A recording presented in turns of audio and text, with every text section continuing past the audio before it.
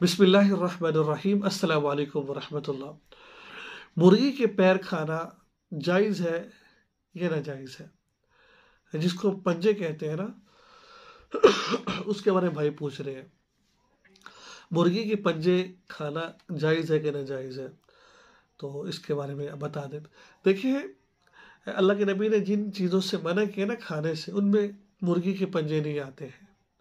ठीक है, जिस तरीके से बकरे के जानवर, हलाल जानवरों के पंजे खाना जायज़ है, इस तरीके से आप मुर्गी के पंजे भी खा सकते हैं। और आपस की बात आपको बताऊं मैं कि मैं शायद इतना शौक से बकरे का गोश्त नहीं खाता हूँगा, शायद इतने शौक से मच्छी नहीं खाता हूँगा, इतने शौक से मुर्गी का गोश्त नहीं खाता हूँगा जितने शौक से मुर्गी के पंजे मुझे अच्छे लगते हैं।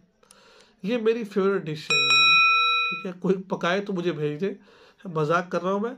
बहरहाल जायज़ है। क्यों जायज़ है? वजह ये है, अल्लाह के नबी ने जिन जिन जिन चीज़ों से मना किया उसमें ये पंजे नहीं गए। जिस तरह आप बकरी के या कट्टे के किसी के पंजे वो पाँव खाते, इस तरीके से मुर्गी के पंजे को इस्तेमाल करना भी क़तअन हराम नहीं है, बिल्कुल बिल्कुल जायज़ है, आप खा सकते हैं। दुआ में याद रखें, चैनल को सब्सक्राइब करें। अस्सलाम वालेकुम।